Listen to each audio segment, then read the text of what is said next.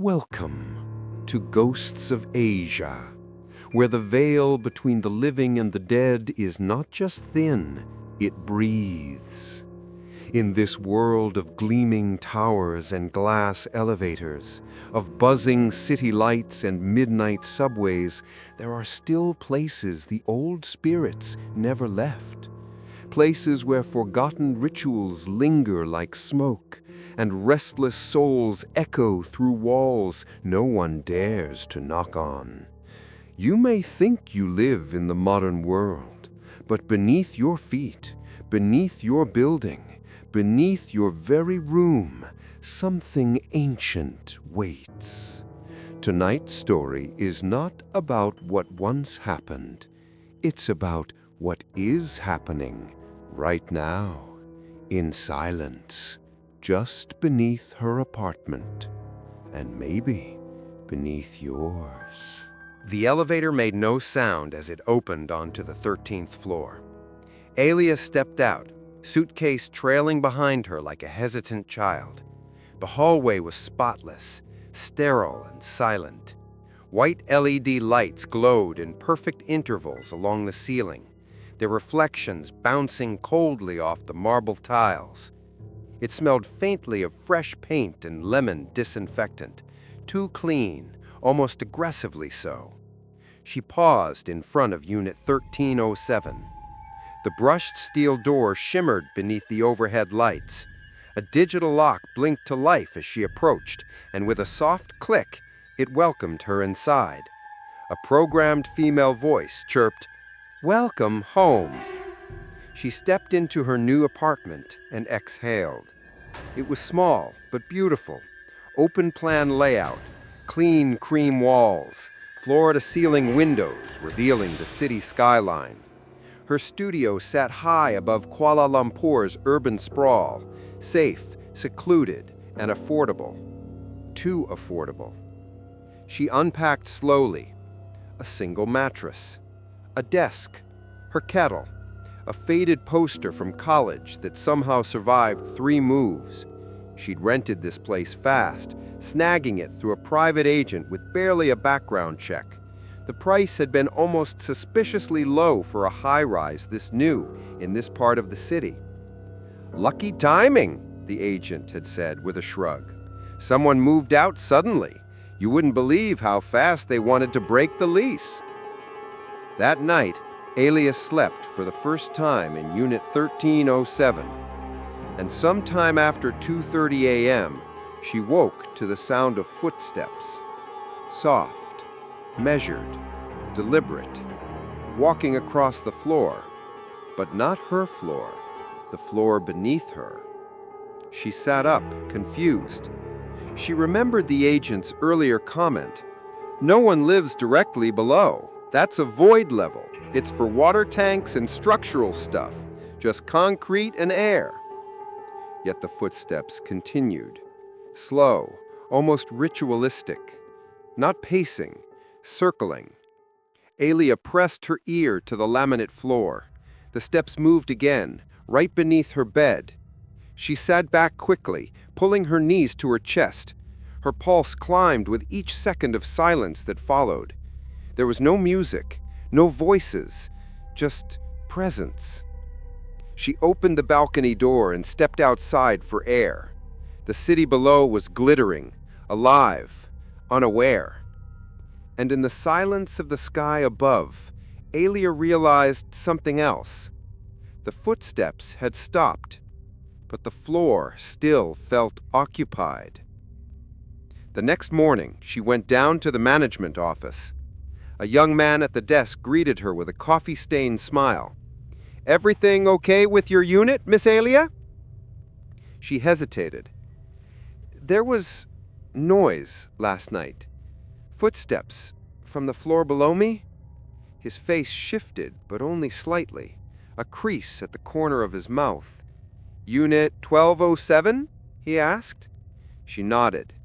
He tapped a few keys, pulled up a schematic, then blinked at the screen.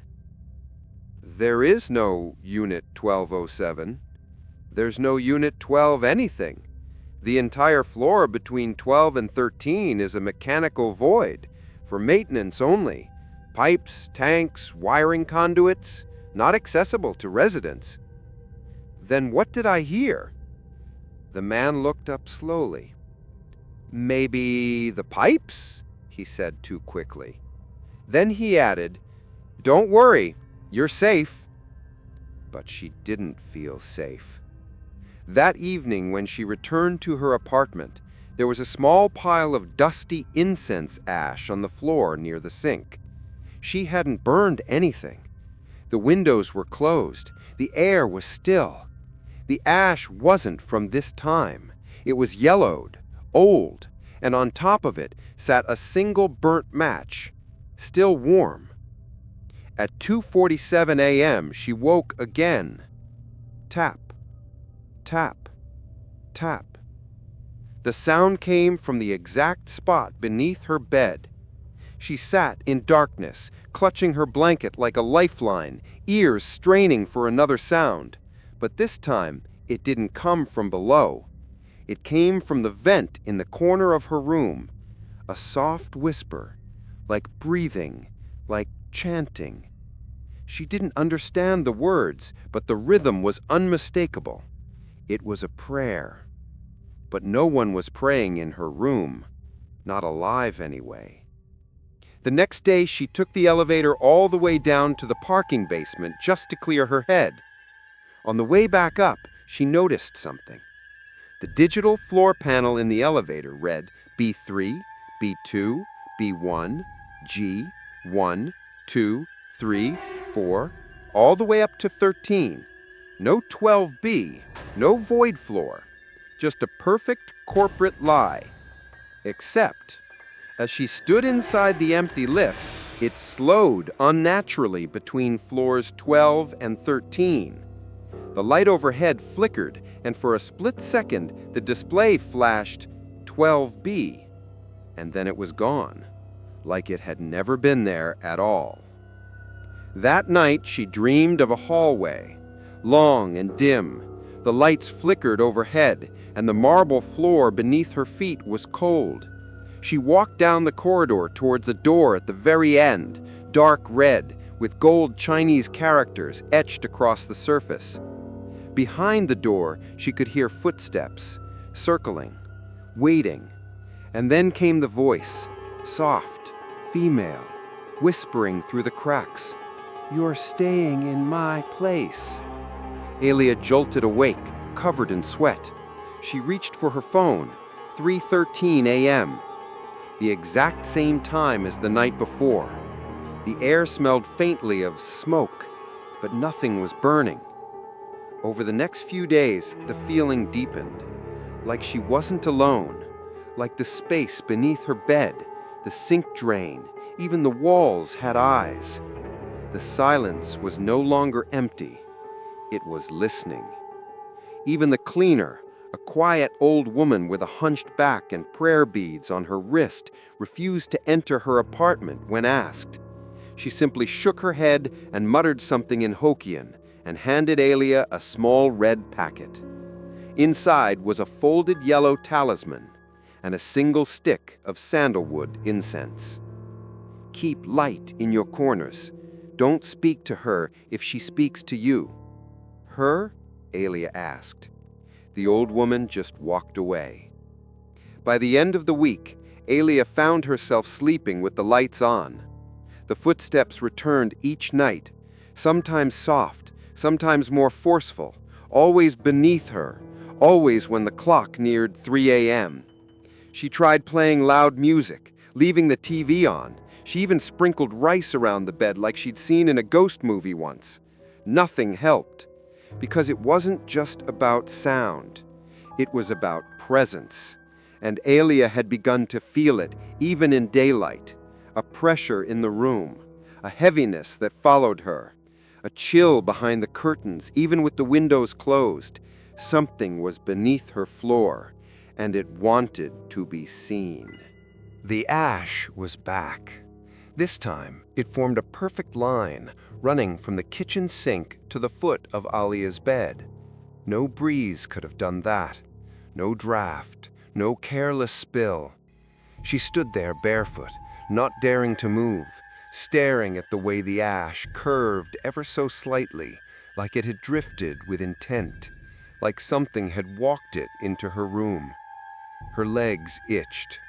She looked down and realized the soles of her feet were smudged with black soot, even though her floor was clean.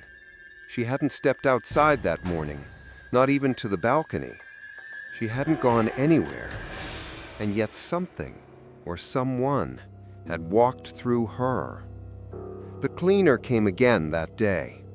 Alia waited near the elevators until the old woman arrived with her cart of rags, incense, and citrus-scented polish. The woman barely looked up, but Alia stepped in front of her. "I need to ask you something," she said gently. The cleaner froze. "I've been hearing things, and there's ash in my apartment, always near the sink. I don't burn incense."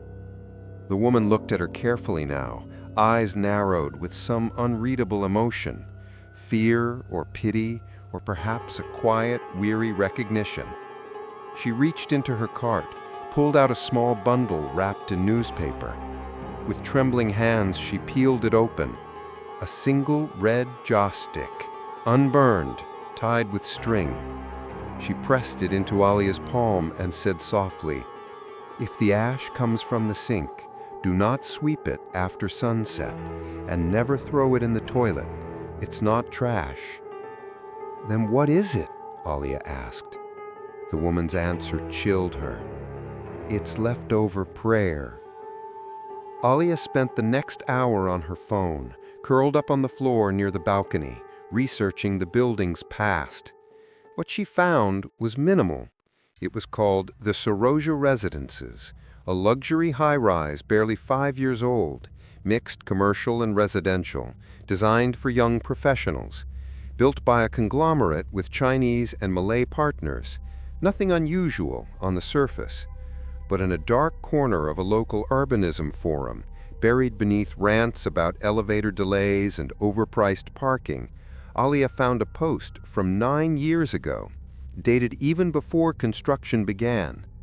"They tore down the temple last week. The drumming went on for hours, but no final blessing.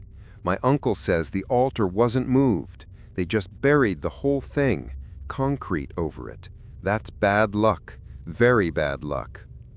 The post was never replied to. She copied the temple's name from the post, Tokang Gui Lang. It roughly translates to Temple of the Wandering Ghosts. A Taoist temple, small and mostly forgotten, wedged between car workshops and overgrown lots before it was bulldozed. She found a single blurry image, a squat red building with a triple-tiered roof and gold dragons curling above the entrance. The photo was grainy, but she could still make out the dark red doors flanked by painted guardians, and at the center, a circular altar stone stained black. A knot tightened in her stomach. That altar looked like it had never been moved. She closed her laptop and looked around her unit. White walls, faux wood floors, spotless kitchen. Nothing ancient, nothing religious. But still, she whispered aloud, "What did they bury here?" That night, she decided to test something. She placed a small bowl of water next to the sink, one with a floating candle she'd once used for calming energy. Then she waited. Nothing happened at first. She left the light on, she watched a video, she made tea. But at 2:57 a.m., her phone screen flickered, went black, then turned on again, on its own. And that's when she smelt it. The candle was still unlit, but the air reeked of sandalwood, heavy and clinging, like smoke from incense burned too long. She approached the kitchen slowly, heart pounding. The water in the bowl had gone dark, and there, suspended just below the surface, was a strand of black hair. The next morning, her downstairs neighbor caught her in the lift. He was a delivery driver, perpetually tired, always wearing the same faded hoodie. He squinted at her as the elevator door closed. "You live in 1307? Yeah. You ever hear, like, footsteps, chanting?" He blinked. "I never said chanting." Alia's mouth dried. "You hear it too?" He shifted uncomfortably. "Nah, I used to deliver parcels up here, but people who live in your stack, they don't stay long. Weird stuff. That void floor below you? My cousin worked a night shift during construction. He said they kept hearing drums coming through the foundation slab." "What kind of drums?" He hesitated, then whispered, "Temple drums, the kind they used to call the spirits in." Later that day, Alia stood on her balcony staring down at the ground level far below. She tried to imagine it, what the land used to look like before concrete covered it, before these white walls, before the lifts and the sensors in the security guards. She imagined the altar, thick with smoke, red candles flickering in the dark, offerings of roast pork, oranges, joss sticks jammed into urns of ash, the scent of iron and sweat and devotion. And then she imagined the bulldozers, the tearing, the cracking, the sudden silence as cement poured over the past. Who prays for spirits when the altar is gone? Where do they go when the door is sealed? She didn't sleep that night, not out of fear, but because she started to understand something no one had told her when she signed the lease. Her apartment wasn't haunted. It was occupied by prayers that had nowhere else to go, by footsteps that no longer had ritual to guide them, by something left over, neither dead nor alive, just unresolved. And slowly, she realized it wasn't just her room that was listening. It was the entire building. The third night without sleep hit differently. Alia no longer felt tired. She felt displaced, like her body was still here in her apartment, but her spirit had begun drifting, restless, detached, a mirror to whatever it was that paced beneath her floor. That night, as she brushed her teeth at the sink, something caught her attention, a faint sound just beneath the rush of water. She turned off the tap and leaned in. Silence. Then, a breath. Not hers. It came from the drain. She leaned closer, held her own breath. Then came the sound again, soft, rhythmic, murmuring. It wasn't wind. It wasn't plumbing. It was chanting, slow, whispered, ancient. Not a song, a prayer. She stepped back sharply, heart hammering. The drain bubbled slightly, like something had exhaled through it. In the morning, she poured bleach down the sink.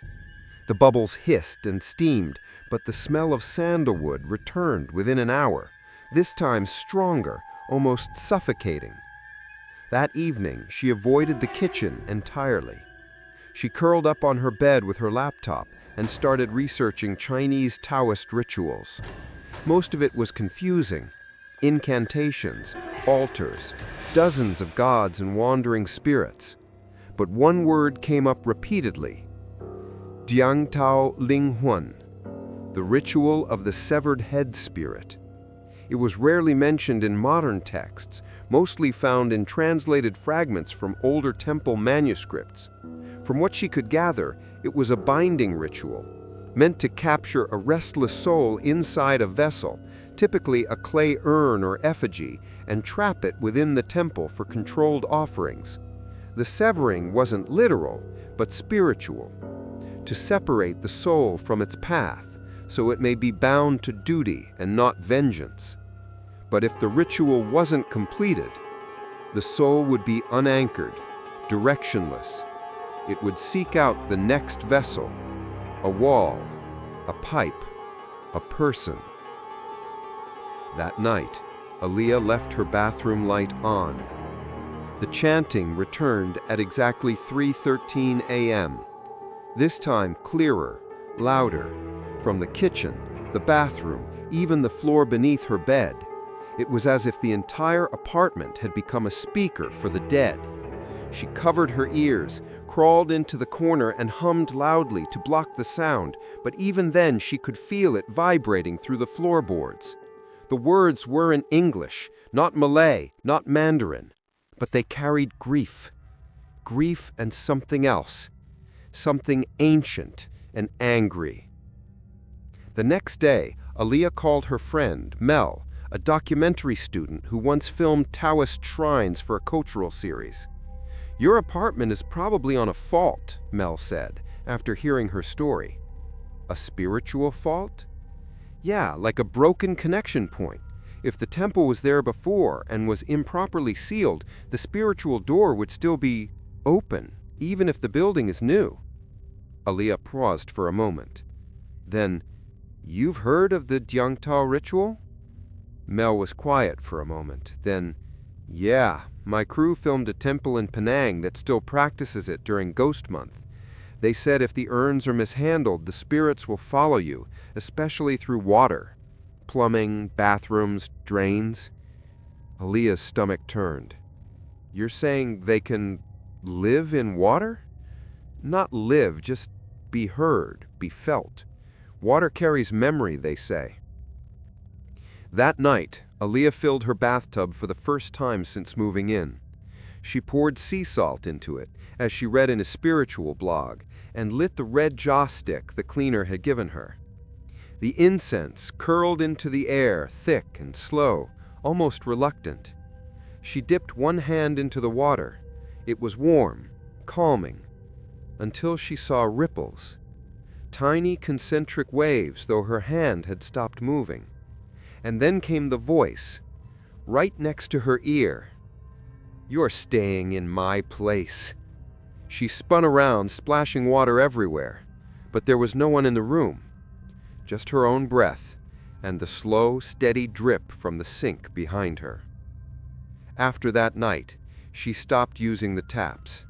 She bought bottled water, washed her face with tissues, flushed sparingly, but the sounds didn't stop.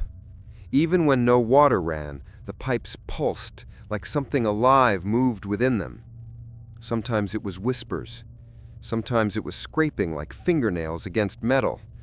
And sometimes it was laughter. She emailed the building's developer. No reply. She emailed again. This time she got a short, generic response. "There are no reported issues on file for Unit 1307. We appreciate your feedback and advise consulting an audio technician if internal sound irregularities persist."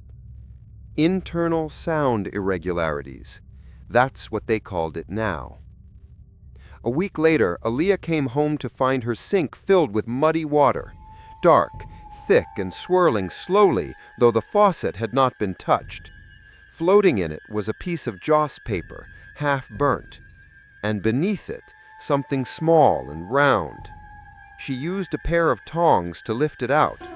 It was an offering coin, ancient, bronze, still warm, still wet with something that wasn't water.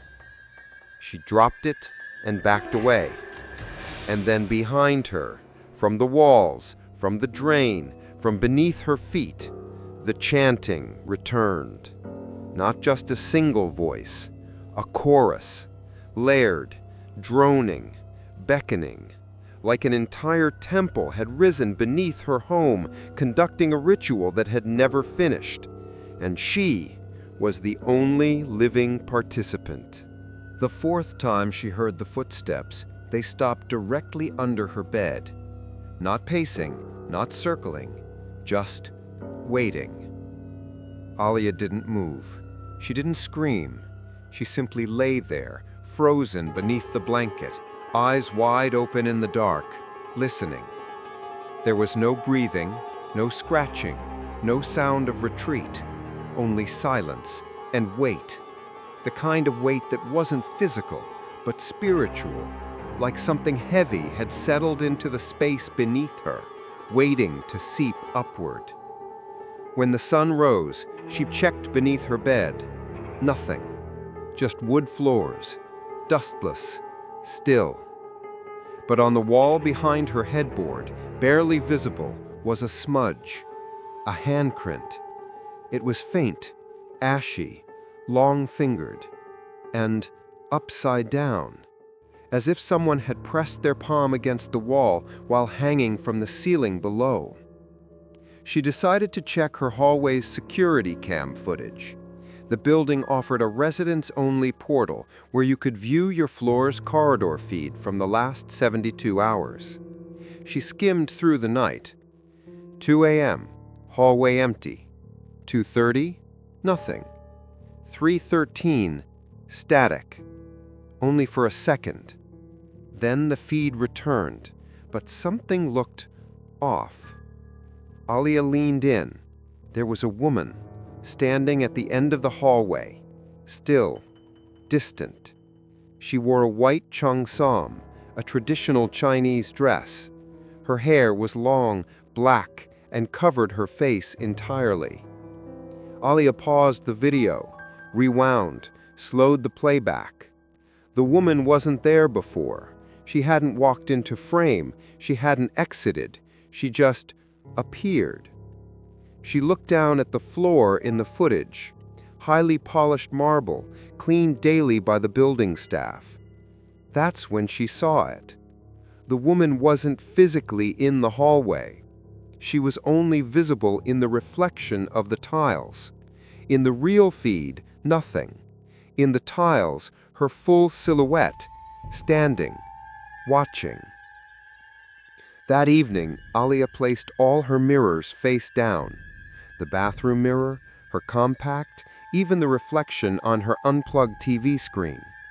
She remembered something her grandmother used to say when she was little. When the dead want to be seen, they'll use what's shiniest. Her apartment, it seemed, had become a collection of reflective offerings. The glass, the tiles, even the water. The dreams worsened. Now it was always the same hallway, flickering lights, endless silence, and that red door at the end. She would walk towards it, pulled by something invisible, and hear her own footsteps echo, but always 2 seconds out of sync, like someone was following just behind her. Then the voice. "You're staying in my place." Sometimes it was a whisper, sometimes a hiss, sometimes it came from inside her own mouth. The 5th night, the woman entered her room. Not in reality, at least not yet, but in the dream, Alia awoke to find the woman standing at the foot of her bed. Pale skin, dress stained at the hem, hands folded politely, her face was still covered by her hair. "Who are you?" Alia managed to whisper. The woman tilted her head, like she was trying to remember.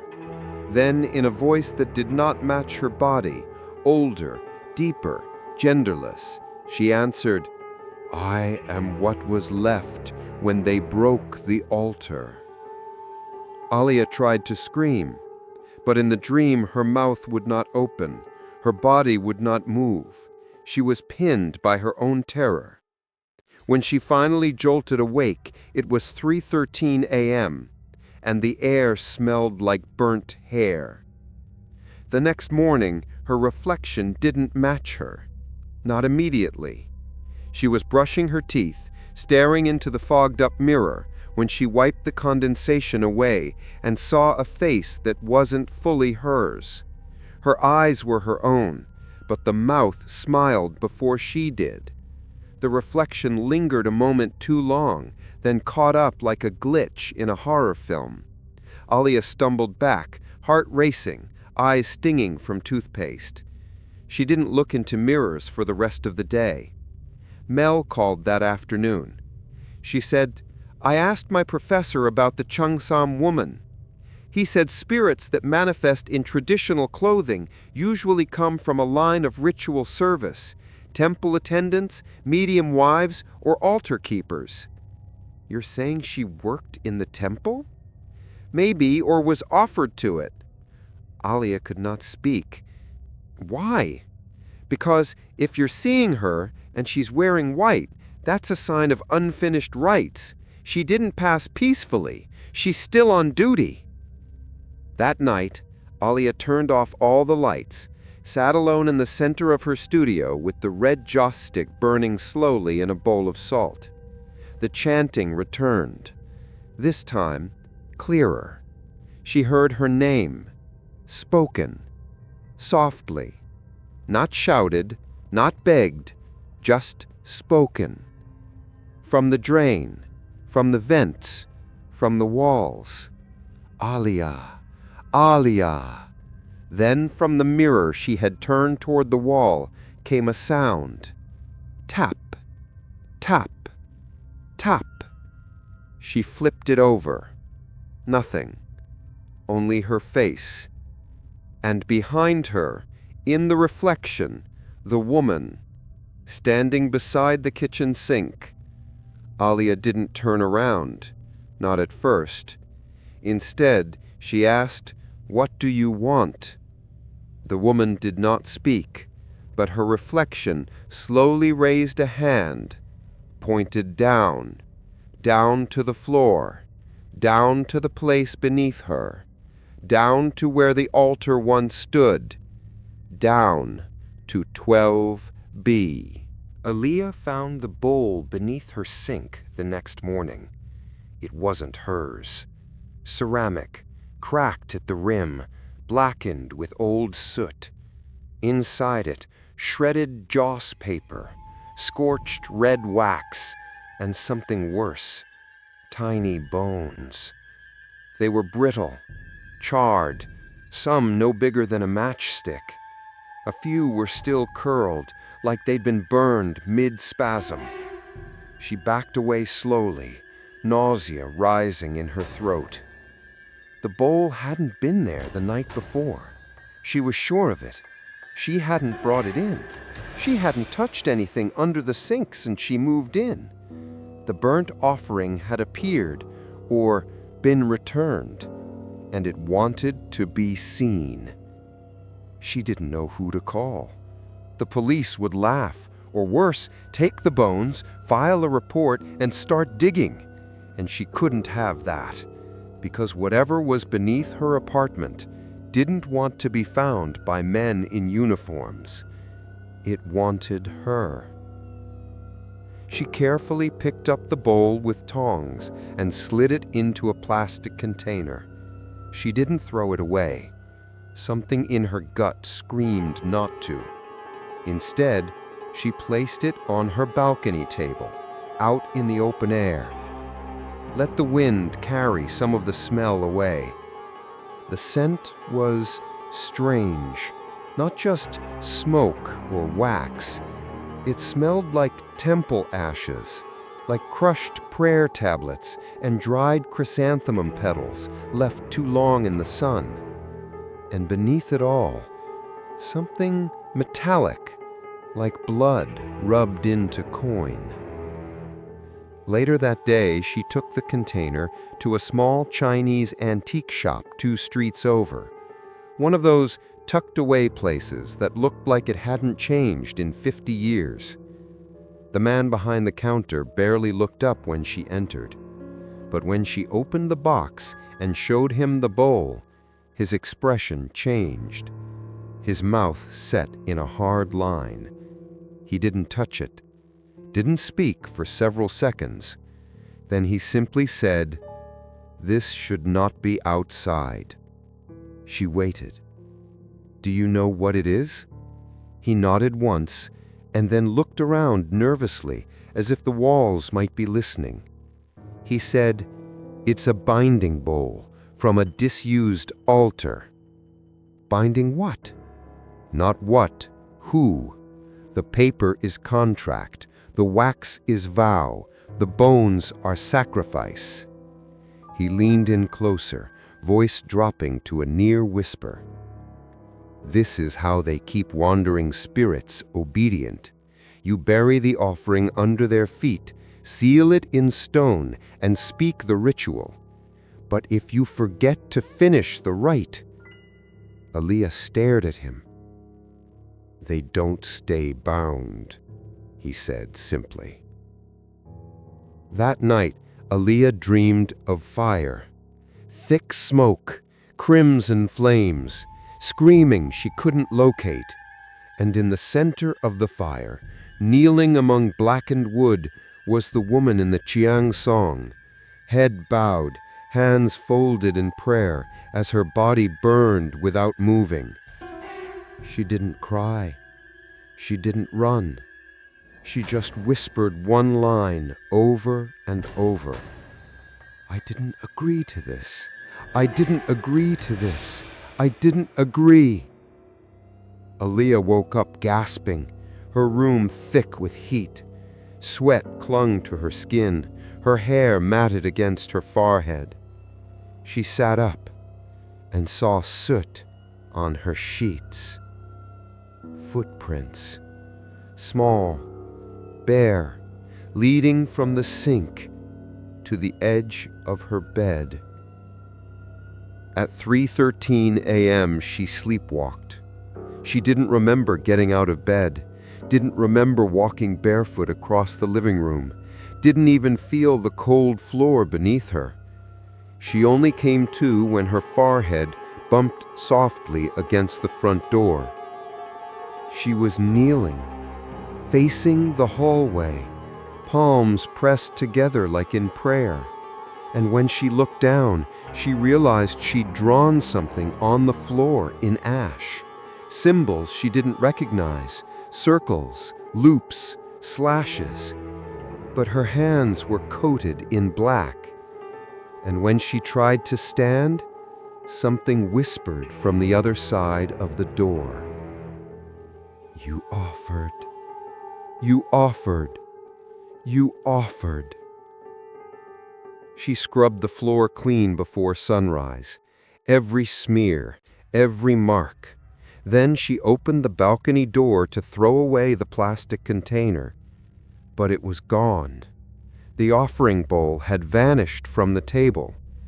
Only a scorch mark remained.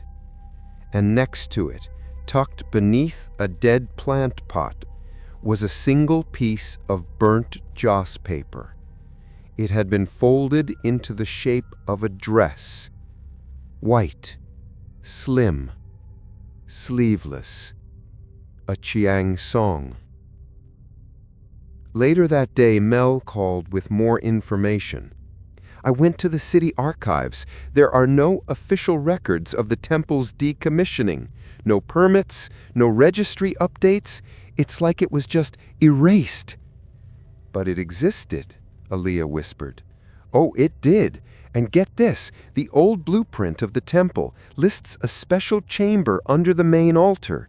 They called it the Vessel Hall." "What was it for?" Mel paused. "Ghost marriages, spirit weddings. Girls who died unmarried were ritually wed to guardian spirits so their souls wouldn't wander. Some families paid to have their daughters included." Aaliyah's mind reeled. "And they were buried?" "Beneath the altar," Mel said. "Usually with their name papers, burnt offerings, spirit contracts." Aaliyah swallowed. "I think," Mel continued, "your apartment is sitting right on top of that altar." Aaliyah didn't respond. She was staring at her sink again, watching the steam rise, though nothing was boiling. And just before she hung up the phone, she saw it. The mirror behind her was fogged. And across it, traced by an invisible finger, were 5 words. "You lit the wrong fire." By now, Aaliyah understood this wasn't a haunting. It was a ritual that had been paused, and she was standing in the middle of it. The offering bowl, the chanting, the footsteps circling beneath her floor. The woman in the white Changsam who spoke in whispers and moved in reflections. These weren't ghosts in search of revenge. They were bound to a process, a spiritual system that had been broken. And in its absence, everything was spilling upward. She returned to the antique shop the next day, bowl in hand, hoping the owner might still be willing to speak. He looked at the bowl again, this time with something close to fear. He didn't touch it.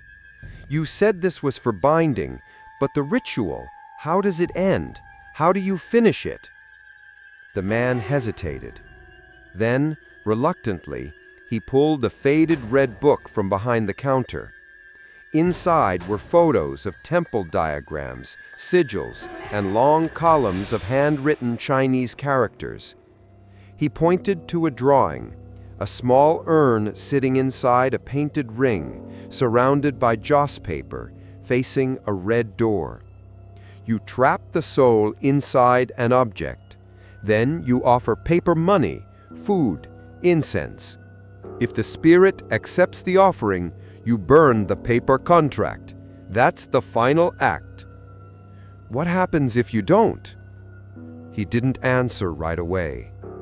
Then, softly, then the spirit doesn't go back. It stays, it waits, and it asks to finish the deal with whoever steps into its place. The words echoed in her head all the way home. Whoever steps into its place. She hadn't agreed to anything, hadn't lit any incense before this started, hadn't made any offerings. But the bowl had appeared. The ashes had arrived. The contract had already been written, it just wasn't hers. She was just close enough to the broken circle, and in the spirit's eyes, that made her the new vessel. That night, she placed the bowl back under her sink, gently, like one might return an offering to an altar. Then she sat cross-legged on the floor, facing it, watching the shadows shift. At 3:13 a.m., the lights flickered, the air thickened, and something rose from the drain. Not a hand, not a face. A sound, a drumbeat, faint, distant. Boom, boom, boom. 3 strikes, slow, hollow. Aaliyah closed her eyes. They weren't just random sounds. They were ritual calls, the same rhythm used in Taoist ceremonies to summon the spirits. The tempo may be gone, the altar may be buried, but the drumbeat had survived, and it was being answered. The next day, she met with a monk at a small neighborhood shrine. She didn't tell him everything, just enough.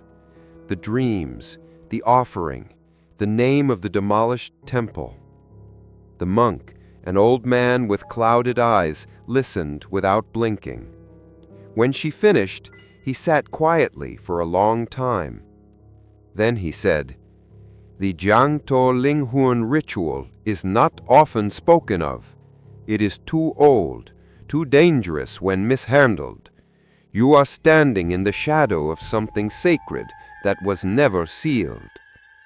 Aaliyah swallowed hard. "How do I end it?" "You cannot. You are not the one who began it. You are not the intended vessel, but you are near. That makes you visible."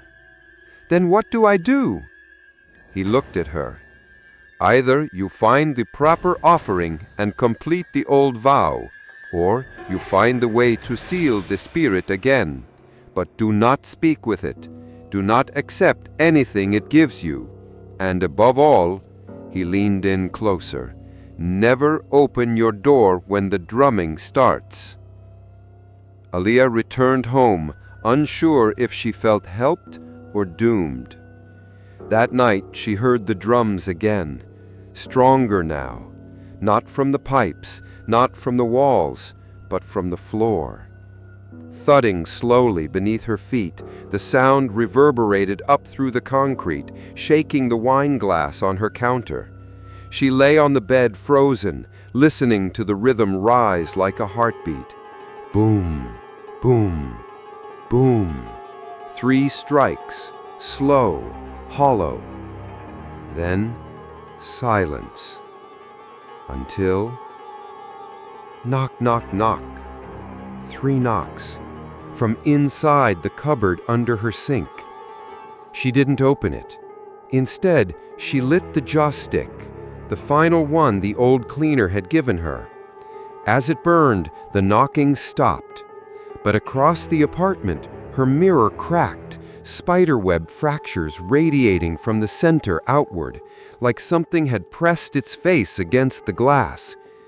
When she approached it later, she saw a new smear, a lip print, but not hers.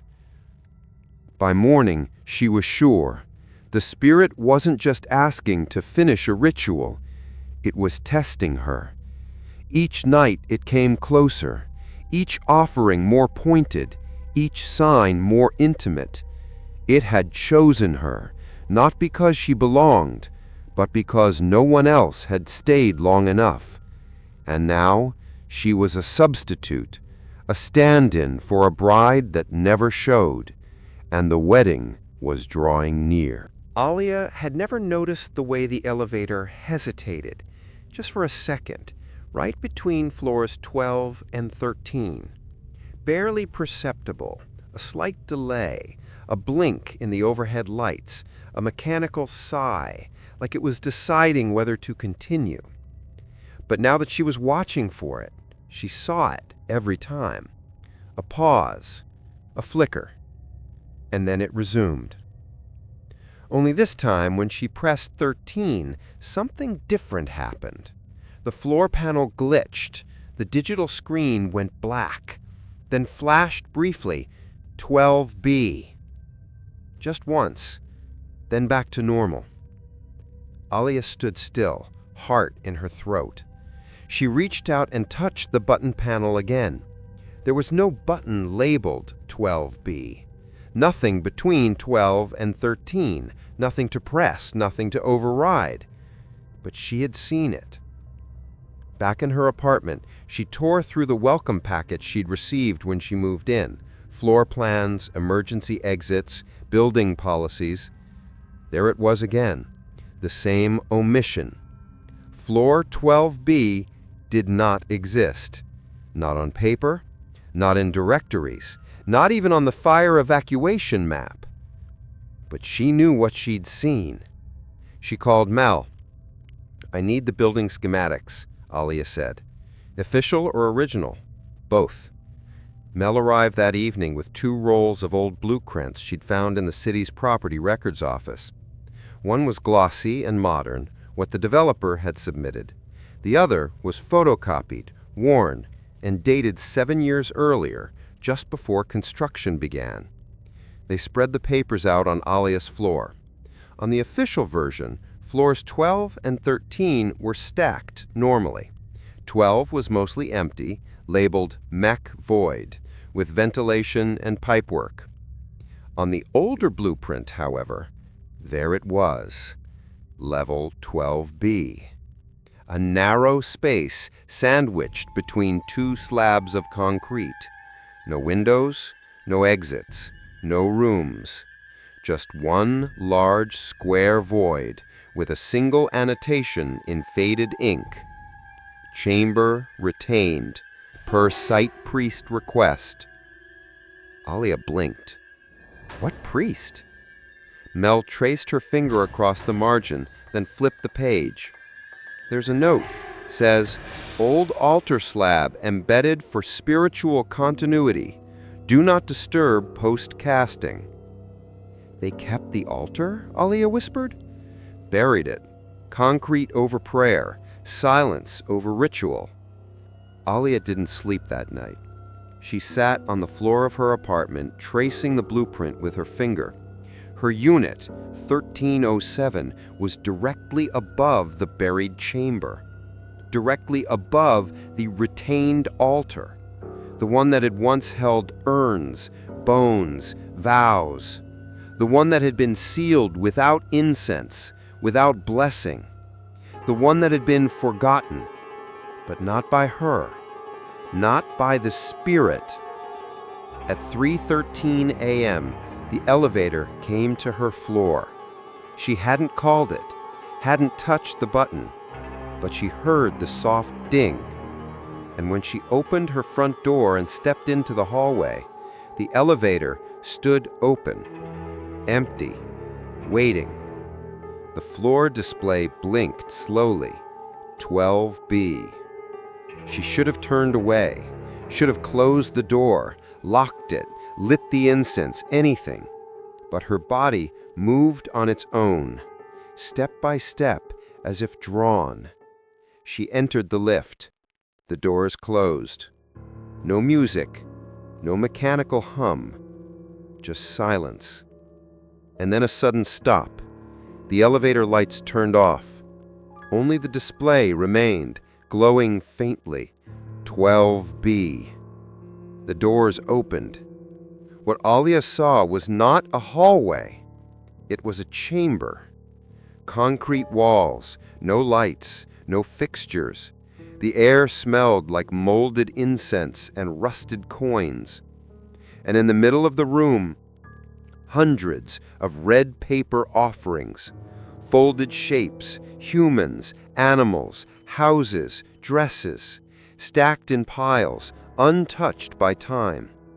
Some were crumpled, others half-burned.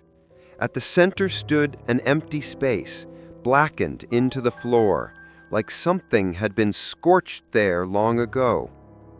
Alia stepped forward. The elevator behind her didn't close. It simply waited.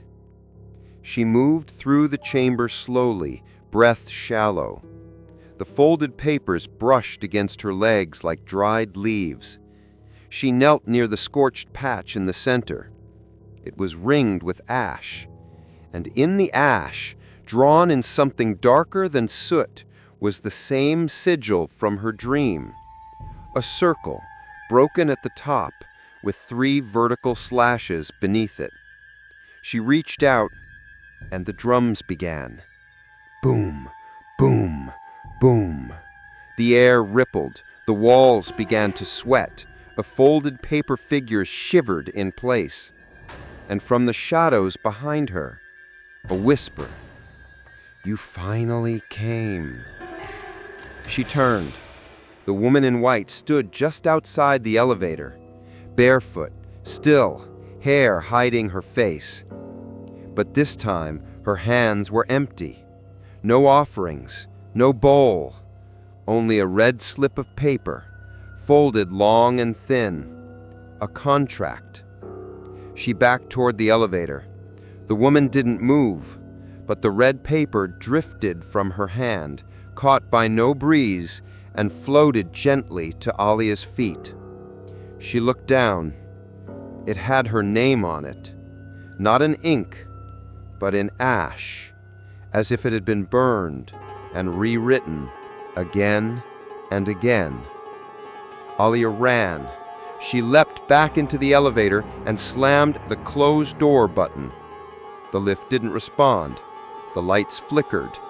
The woman still hadn't moved, but her head tilted just a little, enough to suggest something between pity and ownership. The doors finally closed, and the car began to rise. When Alia returned to her apartment, she locked every door, sealed every window. She sat in silence, holding the red paper in her hand. It had no weight, but it carried pressure, a spiritual pull, a vow yet to be spoken. And from the sink behind her came a soft whisper, "You're already beneath." Alia barely slept after the elevator. Even in the daylight, her body felt like it was being watched from below, above, within. Every creak of the floor, every sigh from the vents, every flicker of the light bulbs, it all pointed back to one place, the space beneath her. Floor 12B wasn't just a sealed-off mechanical level. It was inhabited, not by people, but by ritual, by things left unfinished, by prayers turned inward, by footsteps that had nowhere else to go. She borrowed a contact microphone from a local sound engineer she found on a paranormal forum, someone who claimed to have recorded grave vibrations from abandoned temples. He didn't ask many questions. The mic was disc-shaped, flat, designed to pick up vibrational resonance through solid surfaces. She pressed it to the floor just beneath her bed, plugged it into her laptop, hit record, and waited. The first 10 minutes were nothing but static. Then, a single knock. Then another knock. Knock. Knock. Steady. Deliberate. Then silence. Then something else. The recording picked up a shuffle, like feet dragging across dirt. Not shoes. Barefoot. Slow. Then breathing. Then a voice. She turned up the gain. The voice was deep, unclear, echoing. But another voice joined it, higher, softer, a woman's. And this one spoke her name, Aaliyah, drawn out, laced with longing, with claim. Aaliyah pressed pause. Her own name echoed back from her laptop in a voice that wasn't hers. That night, she slipped the mic under the floor mat near the same corner of the room where she always felt the air grow colder. She set it to run overnight. By morning, the recording was over 6 hours long. She skipped ahead by hour. Hour 1, silence. Hour 2, static. Hour 3, chanting. Hour 4, scratching. Hour 5, a tap every 11 seconds. Hour 6, a new sound. She played it back carefully. It was weeping. A woman's sobs, soft, choked. Not theatrical, not meant to be heard, just broken. And beneath it, a whisper. I waited. They sealed the door. I waited. Aaliyah's blood ran cold. The spirit had waited in darkness while the city grew above it, and now it wanted light. She visited the neighbor across the hall, Mr. Faisal, middle-aged, friendly, retired teacher. He looked surprised when she knocked. I don't usually hear from anyone on this floor. People come and go. Aaliyah asked carefully, did you ever hear anything strange beneath us? His smile faded. He didn't speak for a long moment. Then, my wife left me after 1 month in this building, said she heard crying through the plumbing. I told her it was imagination, until one night I fell asleep in the living room and woke up to drums. Not music, ritual drums. Faint, but unmistakable. I went down to ask the guard if anyone was practicing. He said there's no access to 12B, no power, no door, just vents and concrete. Did he ever hear it? Mr. Faisal hesitated. Then he said the security cameras sometimes flicker at 3:13, just between 13 and 12, like something walks across the feed. Back in her apartment, Aaliyah sat on the floor with the bowl again. She didn't light incense, didn't speak, didn't kneel. She just stared at the small ceramic object, the burned edges, the soot, the broken prayer, and said aloud, "What do you want from me?" No reply. Then, a gust of wind from nowhere. It blew across the apartment, lifting the thin curtain near the sink. And beneath the curtain, on the wall, a dark stain had formed, a shape, an outline. Not water damage, a door, drawn in something black and sticky, like burnt oil, with a circle at its center, and 3 slash marks below it. She touched it, The wall was cold, unnaturally so, and she heard it again from beneath her floorboards. Knock.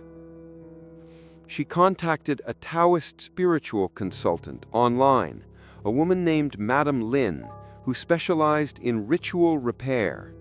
They spoke over a video call. Aaliyah explained what was happening. Madame Lin listened patiently, then said, "You are above the site of an unfinished bond. A spirit was promised closure through fire, through ritual, but the ritual was never finished. She is not malevolent. She is bound, trapped between duty and sorrow. You live above her grave." "What do I do?"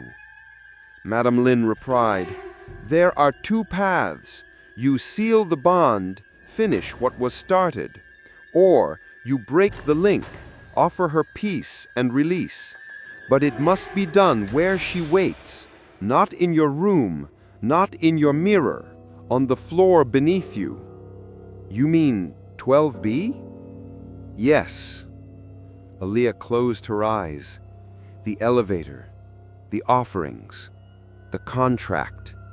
She remembered the red slip of ash paper with her name traced into it.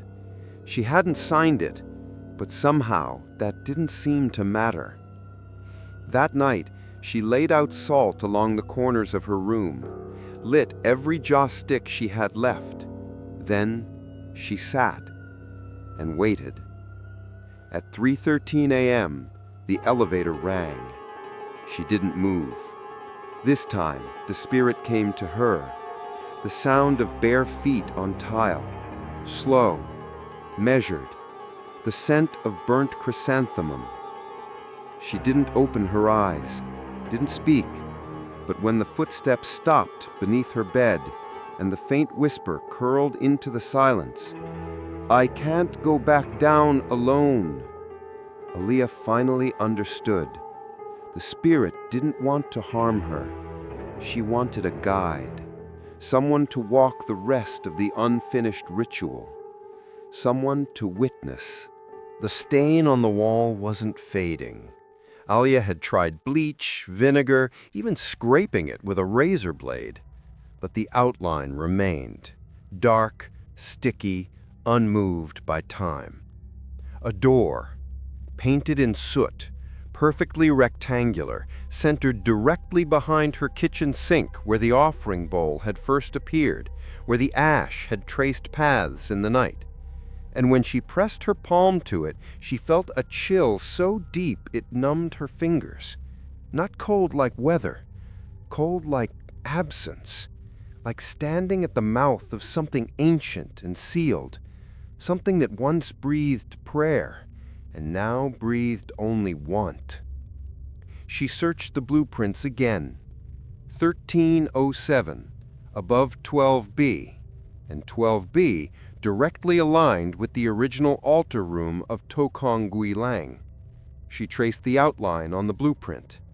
At the very center of the room sat a red square, labeled in faded pen, "Spirit Gate.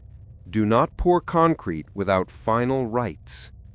A forgotten warning. She whispered the words aloud. "Spirit Gate."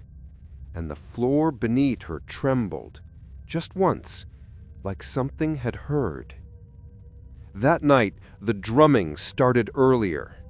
Boom, boom, boom. Slow, measured, reverent, not angry, ceremonial. Then came the footsteps, bare, gentle, pacing from one side of her studio to the other. Only the floor didn't creak, because the footsteps weren't on her floor. They were walking across the other side of the red door, the one painted in ash on her wall, the one that wasn't supposed to exist. And then from behind the sink, a whisper, "You stand where they sealed me." Aaliyah turned. The mirror on the cabinet was fogged again. A new message traced itself slowly into the condensation. "Open the gate. Let the vow end." Mel arrived the next day with more. I found a woman, used to live on the 12th floor during construction, said there was a room they weren't allowed near. No lights, no maintenance signs, just a locked door with red paper seals. Alia nodded. The Spirit Gate. Mel's eyes widened. You've seen it? I live on top of it. Mel hesitated. You think the Spirit wants you to open it? No. I think she wants me to witness it. Alia's voice was soft now. The ritual wasn't finished. The offering was incomplete. The gate was sealed, without fire, without vow. And she's still waiting for her release. Mel swallowed. So you're the witness now. Or the replacement. That night, Alia didn't light incense. She didn't draw salt lines, didn't chant, didn't burn anything. She just stood in front of the wall where the red door had been painted in soot and silence, and she waited. At exactly 3:13 a.m., the apartment shifted. The lights dimmed, and the wall breathed. She could feel it inhale, soft like lungs buried deep beneath the concrete. Then from the center of the soot-drawn door came a glow, faint, flickering, red. Not from behind the wall, but from within it, like something on the other side had relit the candles of a dead altar. The voice came again, not pleading, not screaming, just speaking. They poured the concrete, but they did not burn the paper. I wore the dress, I waited, I watched the slab come down, and they forgot my name. Alia didn't answer. She stepped forward, pressed her hand to the outline of the door. It was warm now. And then it opened. There was no sound, no wind, no creak of hinges. But the outline in soot peeled away like ash, falling in strips to the floor. Behind it, a hollow cavity in the wall, one that hadn't existed before. Inside, resting on a stone pedestal, was a bundle of joss paper, old, curled, and untouched by time. Beside it, a thin red ribbon, and beneath both, a white chengsong, folded neatly, pristine, not burned, not buried, preserved, waiting.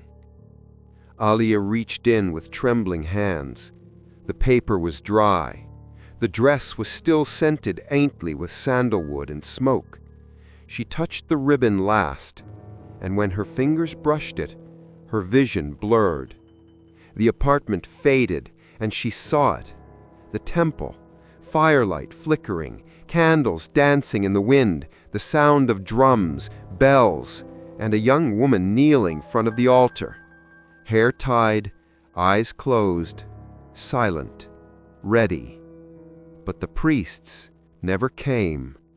The bells stopped, and the concrete poured. Alia gasped and staggered back. The room returned. So did the voice. They poured the concrete, but they did not burn the paper. I wore the dress. I waited. I never got my name. The chengsong slipped from her hands, and then the apartment shook.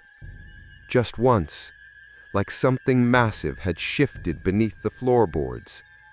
A distant sound rose, chanting, echoing up from 12B, from the Spirit Gate, and the drums resumed. Boom, boom, boom, and a final whisper through the walls. Witness the fire. Let it end. The apartment had changed, not visually, not in any way a landlord or repairman would notice, but Alia could feel it in her skin. The temperature of the water, the tension in the walls, the way sound echoed differently when she whispered alone. The apartment wasn't just haunted anymore. It had become a temple, or rather, a fragment of one. A makeshift altar built atop the ruins of a broken ritual. And the sink was its heart. It began that morning. She woke to the sound of trickling water. At first, she thought she'd left the tap on, but the faucet was dry. The water was bubbling upward from the drain, thick and slow like syrup, tinged dark red, then clear, then red again. She stepped back. The scent hit her a second later. Sandalwood, not the gentle perfumed kind from a boutique shop, but raw, pungent, like it had burned for days in a cramped shrine. She dropped to her knees and peered into the sink, and for a brief second she saw an eye. Deep, reflective, gone before she could scream. She spent the next hour scrubbing it, boiling water, vinegar, salt, soap. The smell faded, but when she looked into the drain again, something new was there. Coins. Ancient circular coins with square holes, covered in ash, pressed against the metal as if offered back to her. There were 3, and beside them, written in burnt residue, the characters Zongcho, send away. She texted Mel a photo. Mel replied in seconds. That's part of the ghost marriage rite. Coins represent dowry. 3 equals body, spirit, and vow. You're the living proxy. If they're in your sink, it means you've been chosen to finish the delivery. Alia's hands trembled as she typed. Finish it how? Burn the dress, burn the coins, say her name if you know it, then pour water to close the gate. That's the old way. Alia stared at the coins for a long time, but she couldn't bring herself to touch them. That night, she made the mistake of speaking aloud. She stood near the sink and whispered, "What is your name?" Nothing. Then, a spurt of water shot from the drain, splattering her shirt. She gasped and stumbled back. The water wasn't water anymore. It was ink black. And across the mirror behind her, letters began to appear in that same black dripping fluid. Chu Lien. The name. The spirit's true name. Alia whispered it aloud once, and the entire apartment seemed to exhale. After that, the apartment responded to her differently. Lights no longer flickered at random. The ash stopped forming lines across the floor. But the sink became active. She left it clean. It grew stained. She left it empty. Coins returned. She didn't burn incense, so the drain burned it for her. She came home one evening to a plume of smoke curling up from the sink, a half-burnt joss stick balancing across the basin like it had been placed there with reverence. And beneath it, lying perfectly aligned, the red paper contract, the same one from the elevator, now slightly burned at the edge, waiting. Alia decided to complete the rite, not to invite anything, but to let it leave. She gathered the dress, the coins, the paper. She set a brass bowl in the center of the kitchen floor, filled it with salt, dried flowers, ash. Then she placed the items inside, one by one with shaking hands. Last came her voice. Chu Lien, you were promised rest. You were promised a name. Let this fire take your sorrow. She lit the match. The paper caught instantly. The coins turned red hot within seconds. And as the flames rose, the sink bled. Water surged from the drain, thick, dark, weeping red. But it didn't overflow. It simply pulsed in rhythm with the flames, like a breathing thing. Aelia didn't run.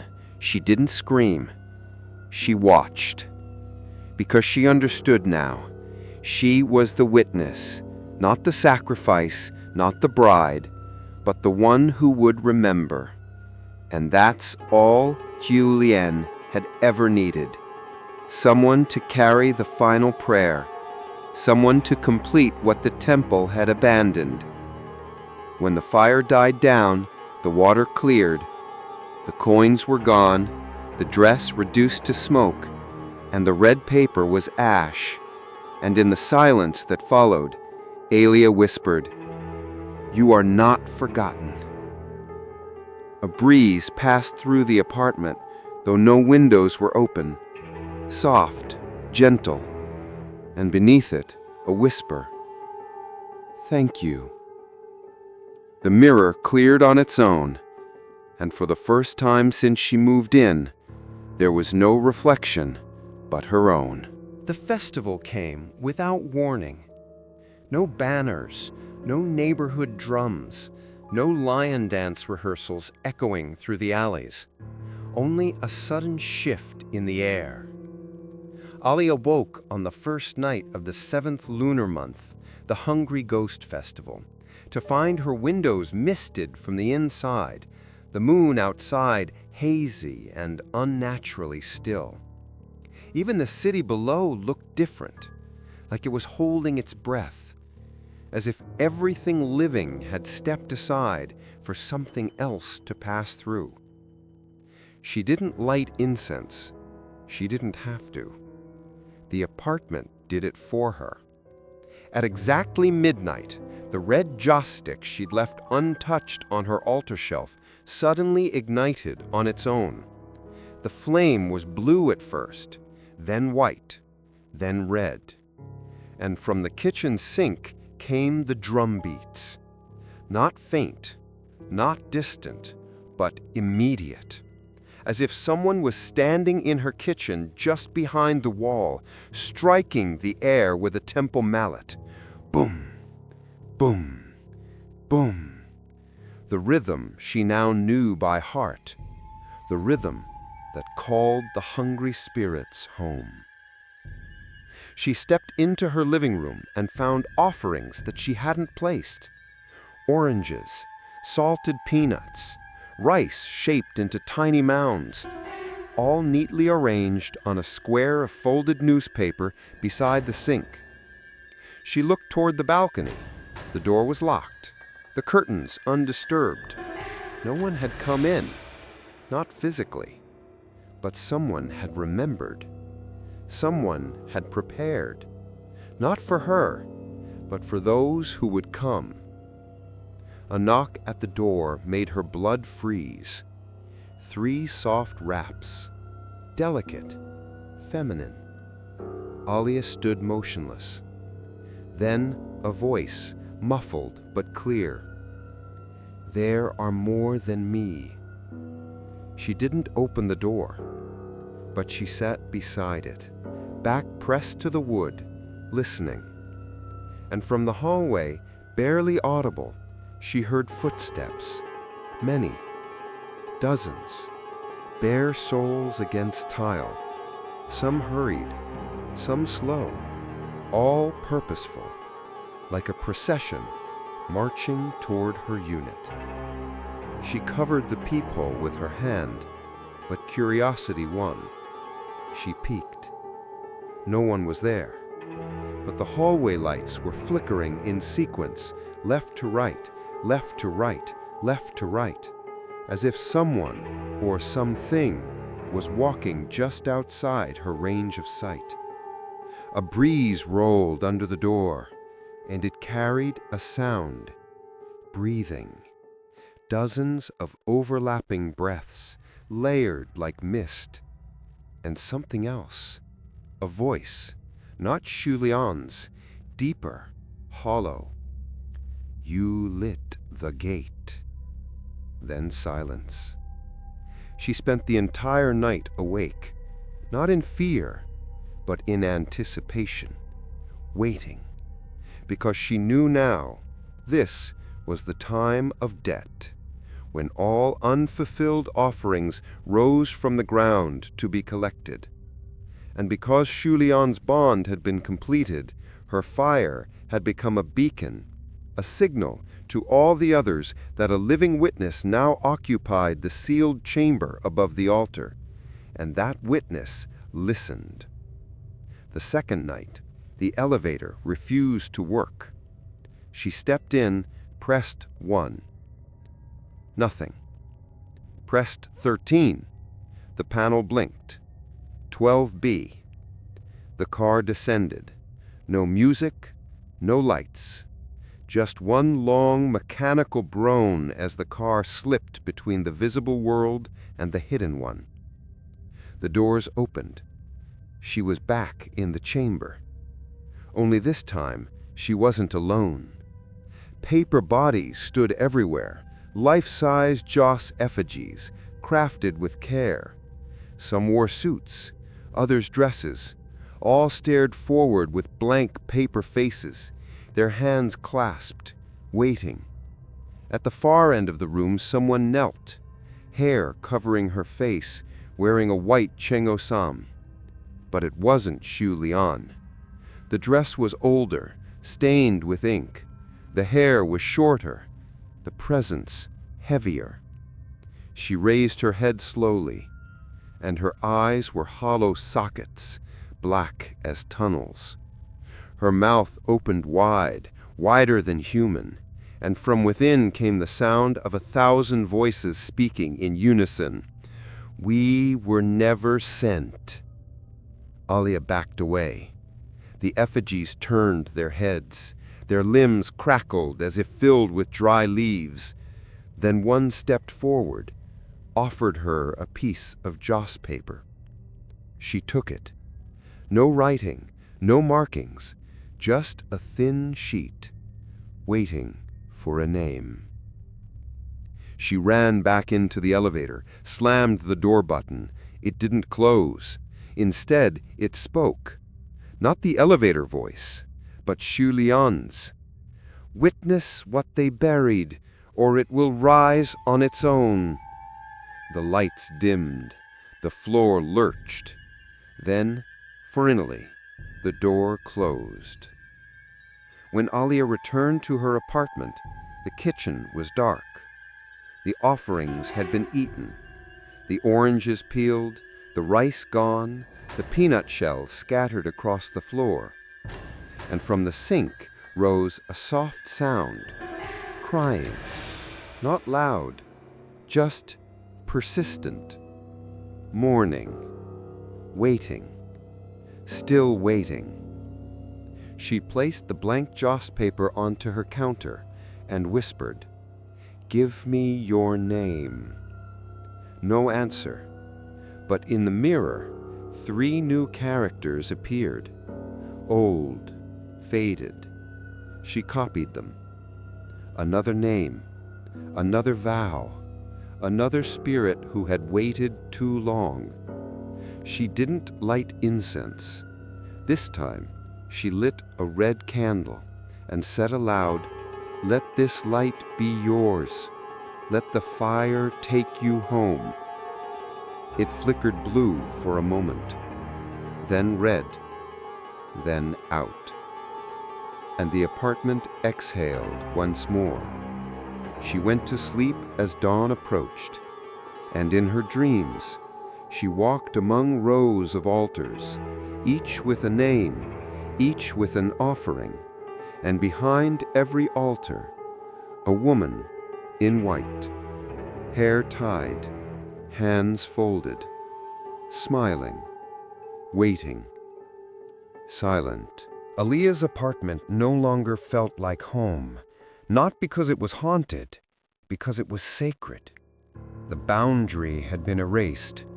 No longer a living space above a sealed floor, it had become the upper chamber of an invisible temple, an echo of the old one, the one they buried in cement.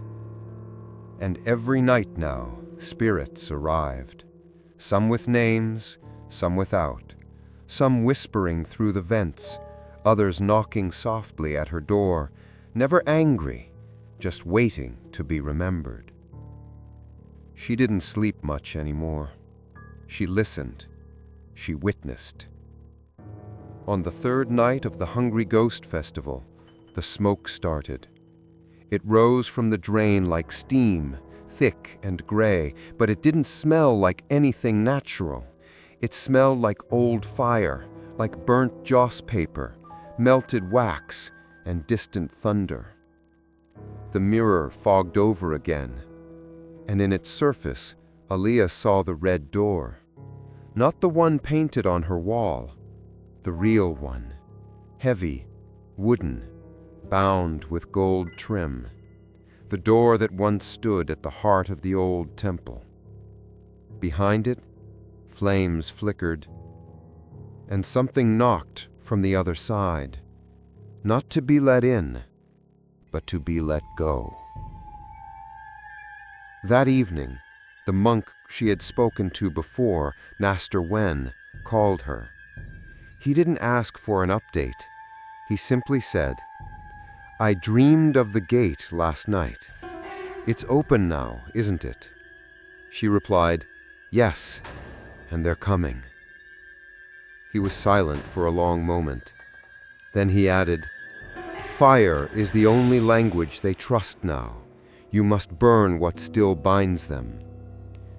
"What if I don't know what that is?" "You do. You live with it." So she gathered everything. The ashes, the old coins, the dress fragments, the red contract, the paper with the unknown name from the elevator floor, and one more thing, the original offering bowl, still cracked, still stained with black soot, still warm sometimes for no reason. She placed them all in the center of the room, set them in a circle of salt and rice, lit a red candle at each corner, and then the air changed. The walls began to breathe again, this time more urgently. The floor trembled, not shaking, but pulsing like a heartbeat rising from below. And in the mirror, she saw them. Dozens of figures, all women, all dressed in white, all standing silently behind her. Not shadows, not reflections, witnesses. She struck the match, dropped it into the center of the bowl. The flames erupted with a force she hadn't expected, bursting upward with a roar, like the fire had been waiting for years to be called. The bowl cracked again, and then split completely in half. Ash flew outward, smoke filled the room, and through it she heard chanting. Low, rhythmic, not in a language she knew, but the intent was clear. Release, remembrance, right. The flames changed color, red, then blue, then green, and finally, white. Pale and pure and utterly silent.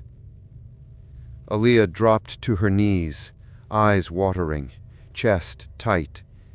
The spirits were passing, through her, around her, above her, and she felt it, each one brushing against her skin like leaves in a current, soft and sorrowful. And then came the last one, Xu Lian. She did not speak. She only smiled in the mirror, then placed one hand gently against the glass, and as the fire burned down, she vanished.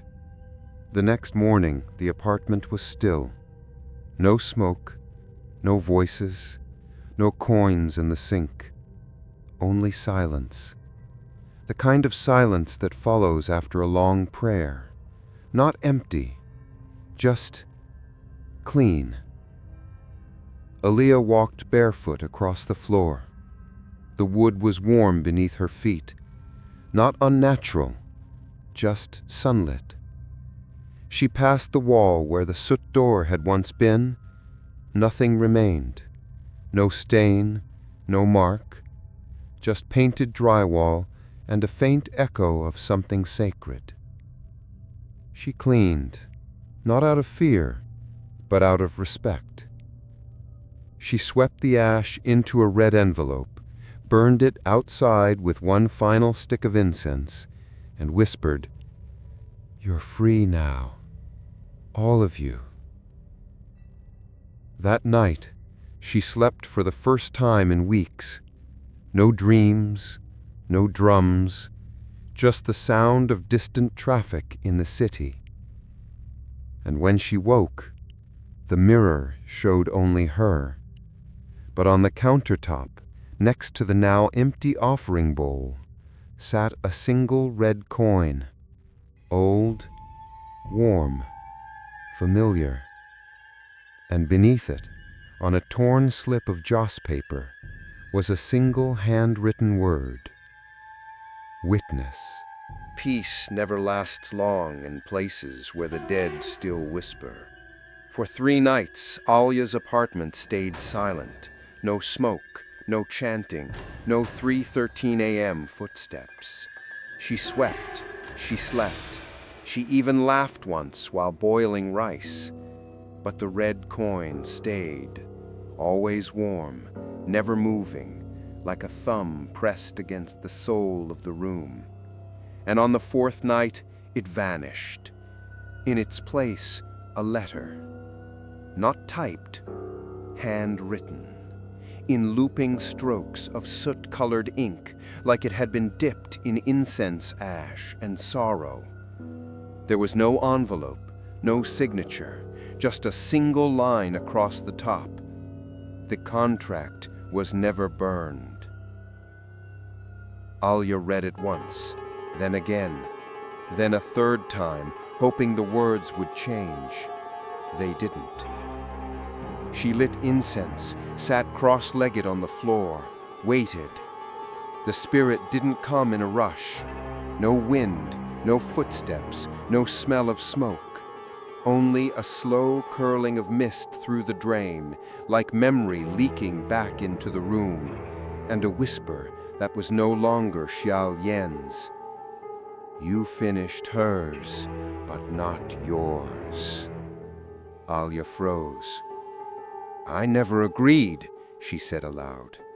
The voice did not respond.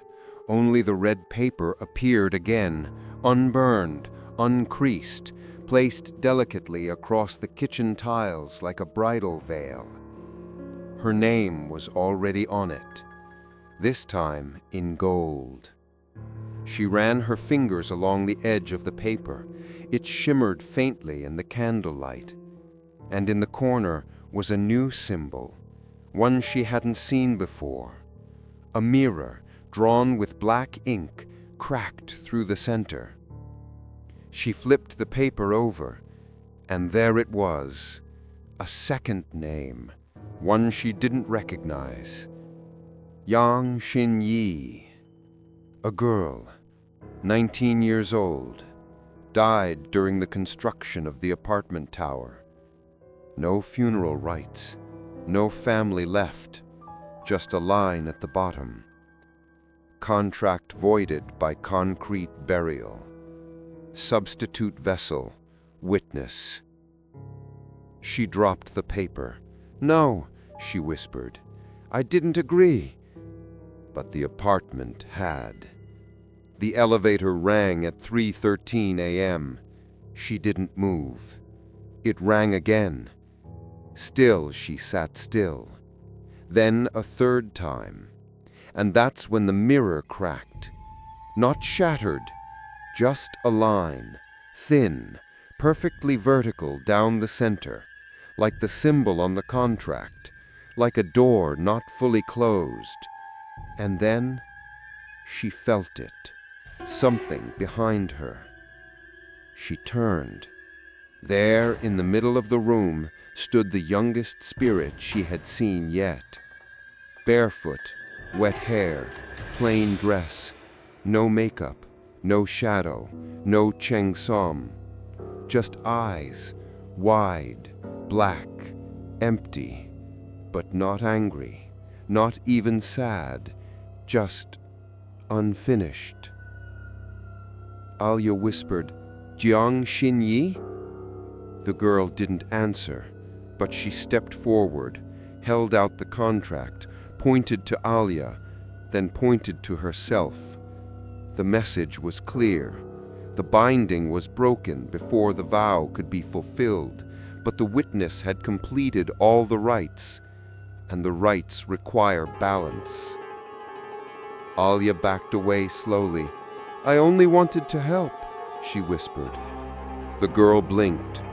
The contract burned between her hands without fire, turning to ash, rising, and then it stopped. The ash hovered in the air, then reformed, back into the red slip, her name still on it, but the second name was gone, blank, waiting. She called Madame Lin the next morning, told her everything. The response was quiet, tense. "You've taken on the karma of many. When you relit the gate, you reopened every unfinished bond sealed beneath your floor." "I didn't sign anything," Alia repeated. "But you carried the bowl, you lit the fire, you said their names. So what happens now?" Madame Lin hesitated. "Now, the spirit decides." That night the smoke returned, but not from the drain, from under the bed. It curled out in slow waves, creeping across the floor like fog from a forgotten sea. And from within it, the sound of scraping paper. Alia dropped to her knees, pulled up the corner of the mattress. Beneath it, dozens of contracts, all folded, all red, all sealed with black wax, and every single one had her name listed under witness. Some had no second name, some had one, but scratched out, and some had the word bride etched beside it. She didn't know how long she stared, long enough for the ink to bleed, long enough for the paper to rustle in the stillness, long enough to realize this wasn't just her apartment anymore. This was her registry, her altar, her ledger of the dead. And the next one to arrive would not ask for permission, only acknowledgement. At 3:13 a.m., the candle on the windowsill flickered and died. The red paper beside her turned to ash, and a new name formed across her mirror. "Your turn." Alia packed her bags at dawn. She didn't even fold her clothes. She just shoved everything into suitcases, moving fast, hands trembling. She didn't care about the deposit. She didn't care about the lease. She just needed to leave. Now. She'd seen enough, heard enough, carried enough. But when she pressed the button for the elevator, it didn't light up. She pressed it again and again, no response. So she took the stairs, down 12 flights, her footsteps echoing through empty corridors. When she reached the lobby, there was no one there. No receptionist, no guard, not even the smell of air freshener that always clung to the building's entrance. Just silence. And the doors? Locked. She turned back toward the elevator. It was waiting for her now. Open, lit. The floor display blinked. 12B. Her chest tightened. She hadn't pressed anything. She didn't want to go there. But the lift doors stayed open, like an invitation or a summons. She could have refused, walked back upstairs, but something in her bones told her if she didn't go now, it would come to her instead. So she stepped inside. The doors closed before she could breathe, and the car began to move. No buttons lit up, no soft elevator music, only her reflection in the mirrored interior staring back at her, wan, drawn, haunted. But behind that reflection, just for a second, another woman. Hair long, dress white, standing just over her shoulder. Alia spun around. No one, just her suitcase and a single coin on the elevator floor. The car shuddered to a stop. The doors opened. Floor 12B. Again. But it looked different now. The lights were dimmer, the walls closer, the paper effigies gone. In their place stood a single altar, lit with 3 candles. In front of it, a mirror. And on that mirror, her name, scrawled in soot. She stepped forward slowly. Her footsteps sounded wrong, too soft, like walking on ash. She reached the altar. On it sat one item, the witness ledger. She opened it, page after page of names, some ancient, some recent, some written in foreign scripts, some in childish handwriting, some scratched out. And on the final page, her name, already there, signed in black, not ink, soot. A voice echoed behind her, not from a throat, from the walls, from the lights, from the foundation. You were never chosen. You just stayed. Alia turned slowly. The walls pulsed with heat. The candles flared, then flickered out. And in the dark, a dozen eyes opened. Some far, some near, all watching. You bore witness. Now you remain. The elevator behind her closed, and when she ran to it, it was gone. The wall was solid, seamless, like it had never been there. She screamed, pounded the wall, tried to call out. No echo, no sound, just stillness. Then smoke. It crept up her legs, curled around her arms, crawled into her throat, not choking, claiming. And from the mirror, she saw her reflection shift. Her hair changed, her face paled, her lips stopped moving, and then she was inside it. The mirror now shows a woman standing still, hair long, eyes open, palms together, waiting. Behind her, a sealed room, an eternal ledger, and footsteps above. New tenants, unaware, unprepared. They'll hear footsteps soon. They'll smell incense when none is burning. They'll find ash near their sink. And maybe, just maybe, they'll see the elevator pause one night. And when they do, the floor will read 12B, and someone inside will be waiting, still, silent, witnessing.